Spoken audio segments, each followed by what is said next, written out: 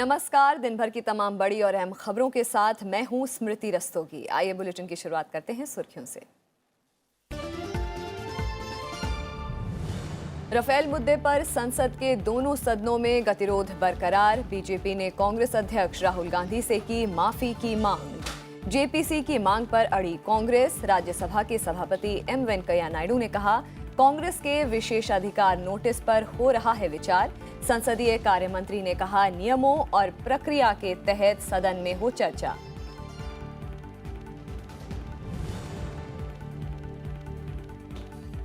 चार साल में देश में काम की रफ्तार में हुई कई गुना वृद्धि। पुणे में 24 किलोमीटर लंबे मेट्रो फेज 3 की आधारशिला के मौके पर बोले प्रधानमंत्री नरेंद्र मोदी।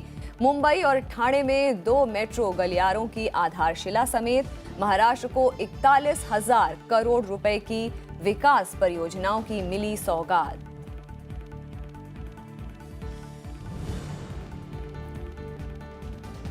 दिल्ली में ऑनलाइन दवाओं की बिक्री पर जारी रहेगी रोक। दिल्ली हाईकोर्ट ने कहा, सरकार की ओर से नियम लागू होने के बाद ही दवाओं के ऑनलाइन कारोबार को मिलेगी मंजूरी। मद्रास हाईकोर्ट ने भी कल ऑनलाइन दवाओं की बिक्री पर रोक लगाने की किया था आदेश।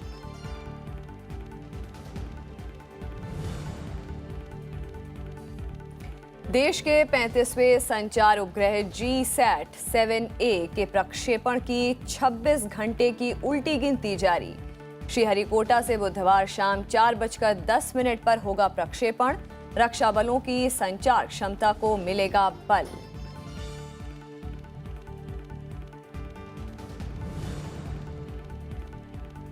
पाकिस्तान में सजा काटकर 6 साल बाद स्वदेश लौटे हामिद निहाल अंसारी। परिवार ने मदद के लिए विदेश मंत्रालय का अदा किया शुक्रिया। विदेश मंत्रालय ने की सजा पूरी कर चुके पाकिस्तान जेलों में बंद भारतीय कैदियों की रिहाई की मांग।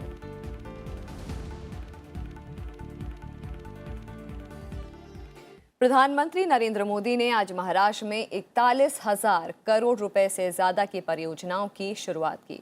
उन्होंने मुंबई और पुणे में मेट्रो गलियारों की आधारशिला रखी। साथ ही मुंबई से सटे ठाणे इलाके में प्रधानमंत्री आवास योजना के तहत नई इकाइयों के निर्माण की शुरुआत भी की। प्रधानमंत्री ने कहा कि सरकार ने देश की जनता को फायदा पहुंचाने के लिए कई ईमानदार कोशिशें की हैं और पिछले कुछ सालों में इसके सकारात्मक नतीजे भी सामने आए हैं। देश की आर्थिक राजधानी मुंबई में संसाधनों पर दबाव कम करने के लिए केंद्र और राज्य सरकार ने मुंबई और ठाणे समेत आसपास के इलाकों के ट्रांसपोर्ट सिस्टम को बेहतर बनाने के लिए कई कदम उठाए हैं।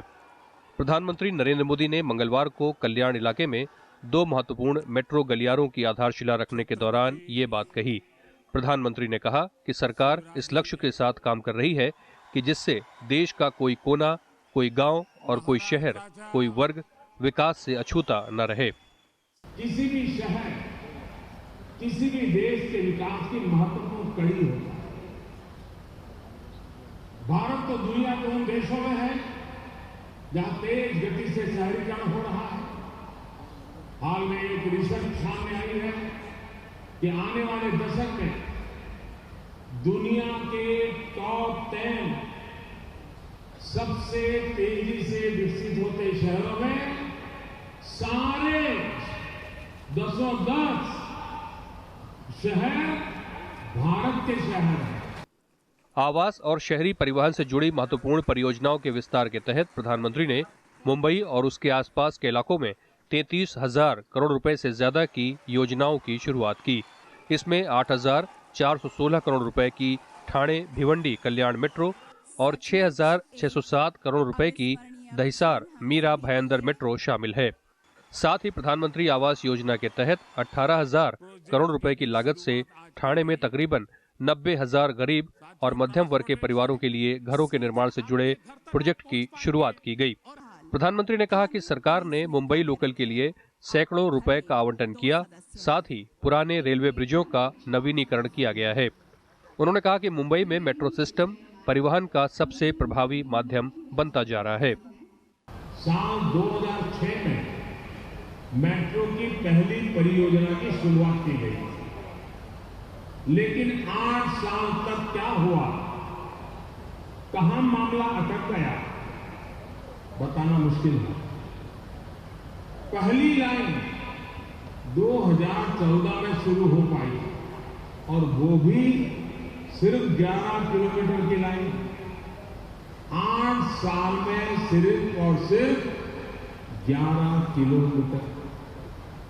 2014 के बाद हमने तय किया कि मेट्रो लाइन बिछाने की स्पीड भी बढ़ेगी और स्केल भी बढ़ेगी। प्रधानमंत्री ने कहा कि आने वाले 3 साल में मुंबई मेट्रो के नेटवर्क में 35 किलोमीटर की मेट्रो क्षमता और जुड़ जाएगी।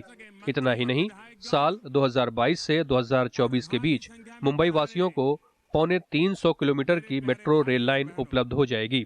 इसके बाद प्रधानमंत्री ने पुणे में भी 8,000 करोड़ से ज्यादा की लागत वाले मेट्रो गलियारे की आधारशिला रखी। इस मौके पर प्रधानमंत्री ने कहा कि बीते 4 सालों में सरकार ने कई शहरों में मेट्रो का विस्तार किया है और आने वाले समय में अनेक और शहर इससे जुड़ने वाले हैं। देश में मेट्रो के विकास के लिए पहली बार जो मेट्रो पॉलिसी बनाई है, उसके तहत बनने वाला ये प्रोजेक्ट पहला प्रोजेक्ट है। ये प्रोजेक्ट पीपीपी यानी पब्लिक प्राइवेट पार्टनरशिप में बनाया जा रहा है। 1 साल पहले जो नई मेट्रो रेल पॉलिसी सरकार ने बनाई है, ये देश में मेट्रो के विस्तार के प्रति हमारे संकल्प को दिखाती है। प्रधानमंत्री ने बताया कि साल 2022 में जब देश आजादी की 75वीं सालगिरह का जश्न मना रहा होगा, तब देश के हर परिवार के पास अपनी पक्की छत हो। सरकार इसी लक्ष्य के साथ आगे बढ़ रही है।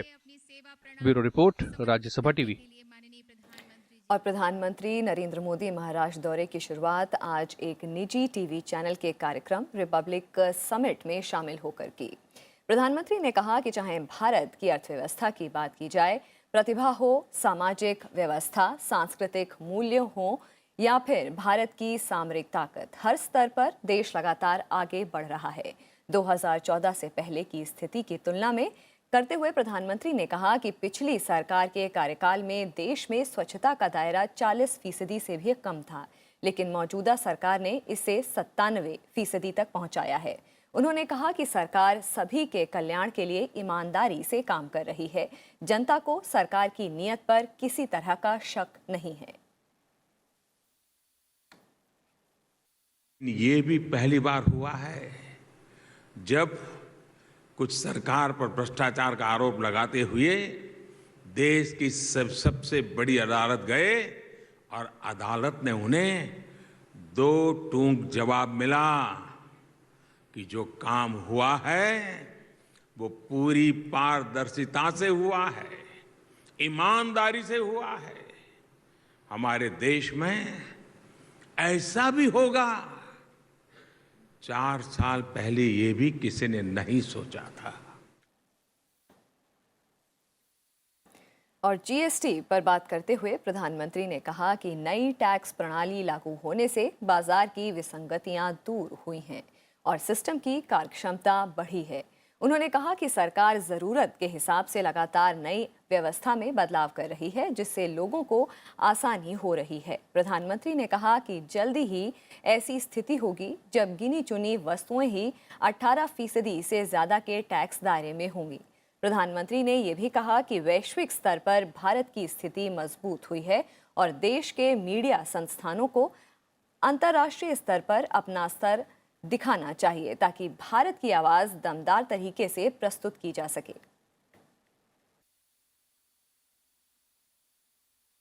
दुनिया में भारत की आवाज बुलंद करने के लिए हमारा मीडिया भी वैश्विक पहुंच बनाए, वैश्विक पहचान बनाए, ये समय की मांग है। आज भारत के मीडिया वर्ल्ड को इस चुनौती को स्वीकार करना चाहिए। इसके बाद प्रधानमंत्री नरेंद्र मोदी राजभवन में आयोजित समारोह में शामिल हुए, जहां उन्होंने टाइमलेस लक्ष्मण नाम की पुस्तक का विमोचन किया। ये किताब मशहूर कार्टूनिस्ट R.K. लक्ष्मण पर आधारित है। इस मौके पर प्रधानमंत्री ने कहा कि जो बातें कभी समाजशास्त्र के जरिए पढ़ाई जाती थीं, वो सब कुछ डिजिटल व्यवस्था के तहत कार्टून के जरिए आसानी से समझा जा सकता है। प्रधानमंत्री ने कहा कि साहित्य की दुनिया में कार्टून का अपना अलग महत्व है, क्योंकि ये राजनीति से लेकर सामाजिक तक हर तरह के मसले पर अपनी अलग भाषा के साथ संदेश देता है और इस पर केस स्टडी की जा सकती है। प्रधानमंत्री ने सुझाव दिया कि महाराष्ट्र की कोई यूनिवर्सिटी इस विषय पर काम करे ताकि भारत के सामाजिक, राजनीतिक और मनोवैज्ञानिक इतिहास को समझने में आसानी हो।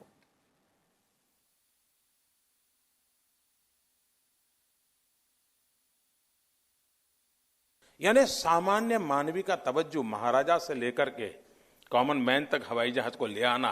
और मुझे खुशी है क्योंकि मेरा तब तक तो उसकी पहचान और पेंटिंग तक सीमित था, लेकिन वो विचार मेरे भीतर जीवित था। जब आज मुझे काम करने का मौका मिला तो मैंने सपना देखा कि जो हवाई चप्पल पहनता है वो भी मेरे देश में हवाई जहाज में घूमना चाहिए।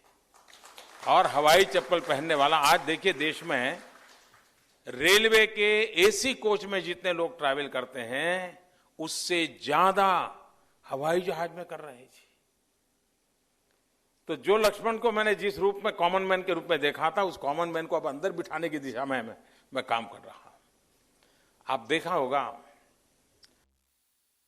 और राज्यसभा में आज सभापति एम वेंकैया नायडू ने सदस्यों से सदन की कार्यवाही सुचारू रूप से चलाने देने की अपील की। सभापति ने कहा कि जनहित से जुड़े अहम मुद्दों पर चर्चा के लिए उन्होंने विभिन्न दलों के सांसदों को नोटिस मंजूर किए हैं। बावजूद इसके सदन की कार्यवाही में भी कावेरी और राफेल के मुद्दों पर गतिरोध जारी रहा।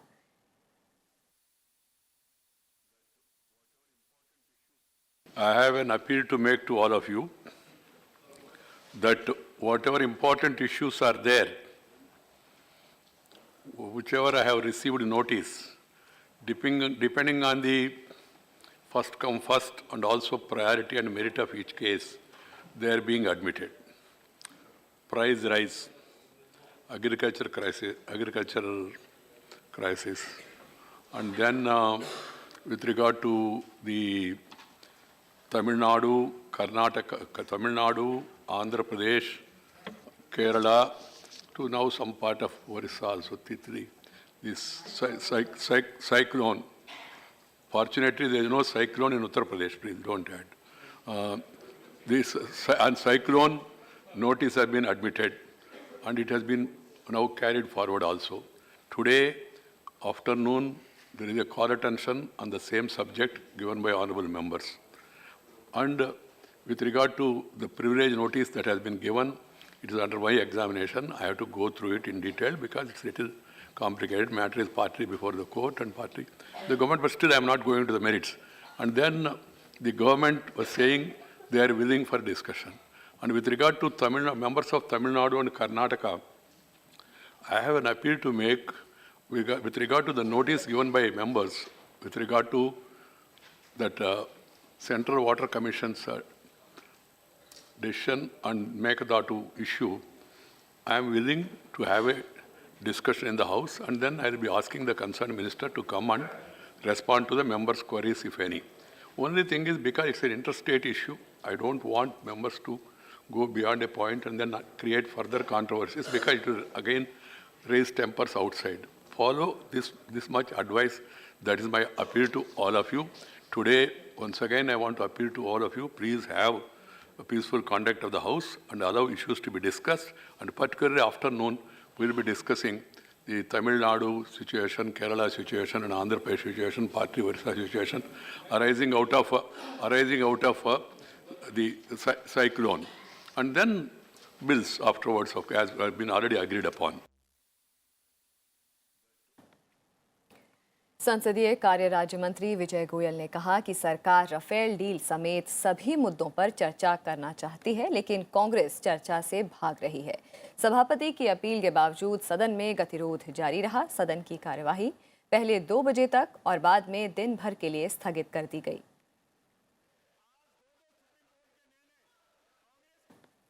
और सरकार के हर मुद्दे पर चर्चा के लिए तैयार होने के बावजूद लोकसभा की कार्यवाही लगातार 5वें दिन भी नहीं चल पाई। लोकसभा अध्यक्ष सुमित्रा महाजन और संसदीय कार्य मंत्री नरेंद्र सिंह तोमर ने सदस्यों से सदन चलाने में सहयोग की अपील की, लेकिन राफेल समेत कई मुद्दों को लेकर सदन में गतिरोध बरकरार रहा और प्रश्नकाल और शून्यकाल दोनों ही नहीं चल सके। इस बीच सदन में केंद्रीय वाणिज्य राज्य मंत्री CR चौधरी ने राष्ट्रीय डिजाइन संस्थान संशोधन विधेयक 2018 पेश किया। सदन की कार्यवाही पहले 12 बजे तक और उसके बाद दिन भर के लिए स्थगित कर दी गई। सरकार पूरी तरह हर विषय पर नियम प्रक्रिया के अनुरूप चर्चा करने के लिए तैयार है। मैं आपके सामने आग्रह करना चाहता हूं कि आपने चर्चा के लिए नोटिस दिया है और प्रतिपक्ष के लोगों ने भी चर्चा मांगी है। सरकार पूरी तरह चर्चा के लिए तैयार है। Parliament is for discussion. आपको डिस्कशन हम अलाउ कर रहे हैं। मैं रिस्पॉन्सिबिलिटी लेती हूँ। मैं गवर्नमेंट को कहूँगी कि ये विषय डिस्कस करो, बट प्लीज पार्लियामेंट को कहीं ना कहीं एक स्टैंडर्ड मेंटेन करे। ये हाथ जोड़ के निवेदन है। और कांग्रेस अध्यक्ष राहुल गांधी ने कहा है कि उन्होंने विधानसभा चुनावों के दौरान किसानों की कर्ज माफी को जो वादा किया था वो मध्य प्रदेश और छत्तीसगढ़ में कांग्रेस की सरकार बनते ही 10 दिनों के बजाय पहले ही दिन कर दिया जाएगा। संसद के शीतकालीन सत्र के 6ठे दिन की कार्यवाही में शामिल होने पहुंचे राहुल गांधी ने कहा कि कांग्रेस की सरकारों ने मध्य प्रदेश, छत्तीसगढ़ और राजस्थान में काम शुरू कर दिया है। कांग्रेस अध्यक्ष ने कहा कि उनकी पार्टी अन्य विपक्षी दलों के साथ मिलकर सरकार के खिलाफ लड़ाई लड़ेगी और किसानों का कर्जा माफ करके दिखाएगी। हमने वायदा किया था कि 10 दिन में कर्जा माफ होने का काम शुरू हो जाएगा। 2 स्टेट्स में, मैं खुशी से कह रहा हूं, 2 स्टेट्स में 6 घंटे नहीं लगे और तीसरे स्टेट में होने वाला है। और पाकिस्तान से 6 साल बाद भारतीय नागरिक हामिद निहाल अंसारी आज वतन वापस आ गया है। पाकिस्तान की जेल में 3 साल की सजा पूरी होने के बाद सोमवार को उसे पेशावर जेल में से रिहा कर दिया गया है। वाघा अट्टारी बॉर्डर पर हामिद को उसके परिवार को सौंप दिया गया। हामिद निहाल अंसारी के परिवार ने उसकी रिहाई में मदद के लिए विदेश मंत्रालय और दूसरे लोगों का शुक्रिया अदा किया है। विदेश मंत्रालय इस मामले में लगातार हामिद के परिवार के संपर्क में रहा और पाकिस्तान से इस मामले में कई बार आग्रह किया था। ये एक माँ के खुशी के आंसू हैं जो 6 साल से अपने बेटे की वापसी की उम्मीद लगाए बैठी थी। पाकिस्तान की जेल में बंद भारतीय नागरिक हामिद अंसारी को 3 साल की सजा पूरी होने के बाद आखिरकार सोमवार को रिहा कर दिया। हामिद निहाल अंसारी की मां का कहना है कि ये उनके बेटे की जिंदगी की नई शुरुआत है। It's a new birth for him. Of course, he will begin his new life. We'll support him for his rehabilitation, for his good health, for his better and bright future. पिछले 6 साल से हामिद के मुंबई स्थित घर में कोई त्योहार नहीं मनाया गया। अब उसके परिवार और रिश्तेदारों के लिए हामिद की वापसी ईद से कम नहीं है। We want to celebrate. We are in a completely different zone right now. We are not in the zone of the past. We are looking forward to the future. Something good has happened and we want to enjoy that. Hamid निहाल अंसारी के परिवार के लिए ये 6 साल बेहद मुश्किल भरे रहे। एक लंबे समय तक उन्हें पता ही नहीं चला कि वो कहाँ हैं। बाद में हामिद के दोस्तों से उसके पाकिस्तान की जेल में बंद होने का पता चला। उसके बाद शुरू हुई लंबी कानूनी लड़ाई। हामिद की मां ने इसके लिए भारतीय विदेश मंत्रालय, दोनों देशों के पत्रकारों और सामाजिक संगठनों का शुक्रिया अदा किया। 3-3.5 साल तक तो हमें उसकी कोई खबर भी नहीं थी कि वो जिंदा भी है या नहीं है, वो कहाँ गया, और जो मतलब कुछ भी हमें पता नहीं था कि वो कहाँ है। बाद में चूँकि ये जो फेसबुक के फ्रेंड्स थे उनसे संपर्क हो सका वहाँ के पत्रकारों के ज़रिए, और उन्होंने जब ये कबूल किया कि हामिद आया था, हमने उसे बुलाया था और होटल में रखा था, और उसके बाद से हमें नहीं पता। और जब ये मालूम पड़ा कि वो वहाँ होटल से गायब हुए हैं तो habeas corpus petition Peshawar high court में दायर की गई। पाकिस्तान की खुफिया एजेंसी ने हामिद अंसारी को पाकिस्तान के कोहट से 2012 में पकड़ा था, जो पाकिस्तानी लड़की से मिलने अफगानिस्तान के रास्ते पाकिस्तान पहुंचा था। 2015 में एक सैन्य अदालत ने उसे जासूस और फर्जी पहचान पत्र रखने के मामले में 3 साल की सजा सुनाई थी। तब से वो पेशावर जेल में बंद था। 3 साल की सजा 15 दिसंबर 2018 को पूरी हो गई थी, लेकिन कानूनी दस्तावेज तैयार नहीं होने की वजह से उसे रिहा नहीं किया गया। बाद में पाकिस्तान कोर्ट ने सरकार को 1 महीने के भीतर उसको भारत भेजने की प्रक्रिया पूरी करने को कहा था। इसके बाद पाकिस्तान विदेश मंत्रालय ने हामिद अंसारी को रिहा करने और भारत भेजने की घोषणा की। Bureau report, Rajya Sabha TV. और विदेश मंत्रालय ने हामिद निहाल अंसारी की रिहाई पर संतोष व्यक्त किया है। विदेश मंत्रालय प्रवक्ता रवीश कुमार ने कहा है कि इससे उनकी 6 सालों की जेल की प्रताड़ना का अंत हुआ है। विदेश मंत्रालय के प्रवक्ता ने कहा कि पाकिस्तान को अब उन अन्य भारतीय नागरिकों और मछुआरों को भी रिहा करना चाहिए जिन्होंने अपनी सजा पूरी कर ली है, लेकिन वो अभी भी पाकिस्तान की जेल में बंद हैं। उन्होंने पाकिस्तान से कहा कि उन भारतीय नागरिकों की पहचान और वापसी के लिए भारत से मेडिकल टीम को जाने की इजाज़त देनी चाहिए जो पाकिस्तान की जेलों में बंद हैं और मानसिक रूप से स्वस्थ नहीं हैं। विदेश मंत्रालय प्रवक्ता रवीश कुमार ने यह भी कहा कि पाकिस्तान को संयुक्त न्यायिक समिति को भी जाने की इजाज़त देनी चाहिए ताकि कैदियों के बारे में मानवीय आधार पर निर्णय लिया जा सके और उनकी जल्द रिहाई सुनिश्चित की जा सके।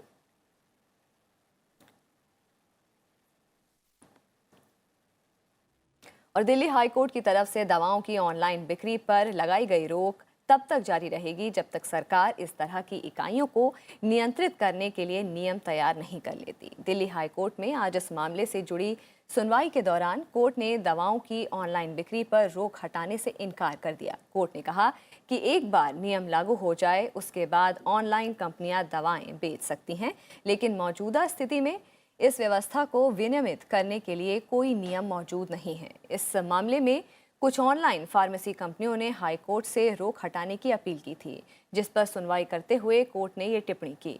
कंपनियों की तरफ से कोर्ट को जानकारी दी गई कि दवाओं की ऑनलाइन बिक्री के लिए उनके पास लाइसेंस है और कोई भी दवा अवैध रूप से नहीं बेची जाती, इसलिए उन्हें दवाओं की ऑनलाइन बिक्री की मंजूरी दी जाए। वहीं मद्रास हाई कोर्ट ने भी कल ऑनलाइन दवाओं की बिक्री पर रोक लगाने का आदेश जारी किया। ये रोक केंद्र सरकार की तरफ से ई फार्मेसी पर नियम नोटिफाई किए जाने तक जारी रहेगी। कोर्ट ने केंद्र सरकार को 31 जनवरी तक नियमों को अंतिम रूप देने को कहा है। एयरसेल मैक्सिस डील मामले में पूर्व केंद्रीय वित्त मंत्री और कांग्रेस के वरिष्ठ नेता पी चिदम्बरम की गिरफ्तारी पर लगी रोक एक बार फिर आगे बढ़ा दी गई है। दिल्ली की पटियाला हाउस कोर्ट ने पी चिदम्बरम के साथ ही उनके बेटे कार्ति चिदम्बरम को भी राहत दी है। कोर्ट ने गिरफ्तारी से दी गई अंतिम छूट को 11 जनवरी तक के लिए बढ़ाया है और ये छूट सीबीआई और प्रवर्तन निदेशालय दोनों एजेंसियों के पास दर्ज मामलों में जारी रहेगी। आज मामले से जुड़ी सुनवाई के दौरान सीबीआई और ईडी की तरफ से कोर्ट में जानकारी दी गई कि जांच एजेंसियों को मामले से जुड़ी कुछ और जानकारियां हाथ लगी हैं और नई जानकारी का मिलान किया जा रहा है। सीबीआई और ईडी ने कोर्ट को बताया कि इस काम में कुछ वक्त लगेगा, लिहाजा कोर्ट ने दोनों आरोपियों को गिरफ्तारी से दी गई अंतरिम राहत को आगे बढ़ा दिया है। इसके अलावा कोर्ट ने सीबीआई को निर्देश दिया कि वो मामले से जुड़े अन्य आरोपियों के खिलाफ मुकदमा चलाने के लिए संबंधित विभाग से 11 जनवरी से पहले जरूरी मंजूरी हासिल कर ले। इससे पहले सीबीआई ने 26 नवंबर को अदालत को बताया था कि केंद्र सरकार की तरफ से पी चिदम्बरम के खिलाफ मुकदमा चलाने की मंजूरी मिल गई है। ये मामला एयरसेल मैक्सिस डील के तहत विदेशी निवेश से जुड़ा है। आरोप है कि विदेशी निवेश के लिए मंजूरी देते समय पूर्व वित्त मंत्री के दफ्तर की तरफ से नियमों की अनदेखी की गई।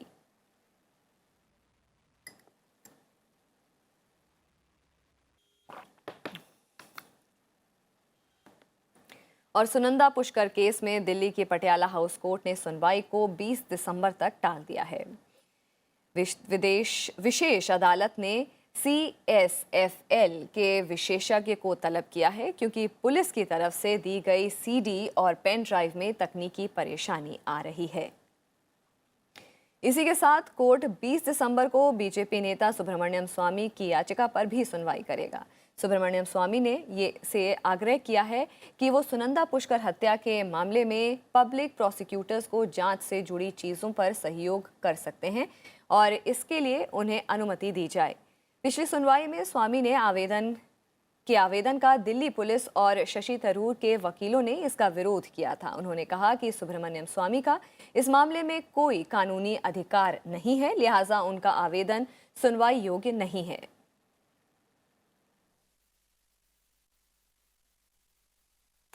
Gayatri college of science and arts और पीजी कॉलेज श्रीकाकुलम के छात्रों ने आज दिल्ली में उपराष्ट्रपति एम वेंकैया नायडू से मुलाकात की।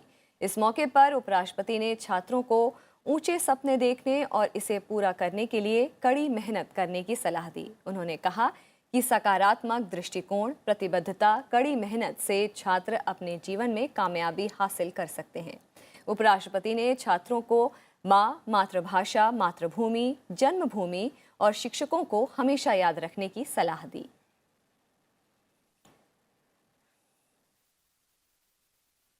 भारतीय अंतरिक्ष अनुसंधान संगठन यानी इसरो देश के 35वें संचार सैटेलाइट GSAT-7A को प्रक्षेपित करने की तैयारी में है। आज दोपहर 2:10 से इसकी उल्टी गिनती शुरू हो गई है। GSLV F11 के जरिए इस संचार उपग्रह का प्रक्षेपण किया जाएगा। श्रीहरिकोटा स्थित सतीश धवन अंतरिक्ष केंद्र में देश के 35वें संचार सैटेलाइट GSAT-7A को प्रक्षेपित करने की उल्टी गिनती शुरू हो गई है।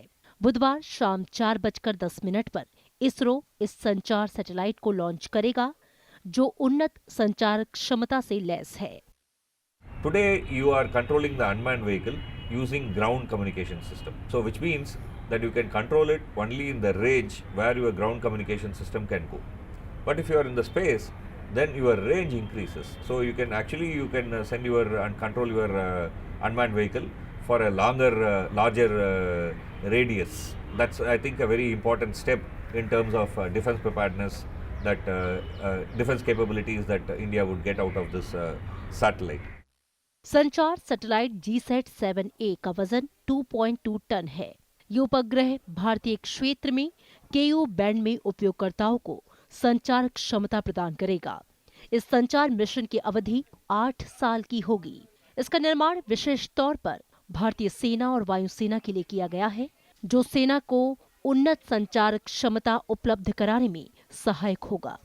This will also improve and also will become a backbone for the communication purpose for the armed forces, because the ground facilities can be put into stress, but whereas the space facility, it's not easy to put into stress. So it can provide you a continuous support, and many handheld devices can be used now by defense personnel for various operations. One can develop those things. These are all future that can come out of this GSAT-7A. GSAT-7A mission ISRO का इस साल का आखिरी mission होगा। इससे पहले इसरो ने 5 दिसंबर को GSAT-11, 14 नवंबर को GSAT-29 और 29 मार्च को GSAT-6A लॉन्च किया था। अरुणा ठाकुर, राज्यसभा टीवी। फिलहाल इस बुलेटिन में इतना ही। मुझे दीजिए इजाजत। नमस्कार।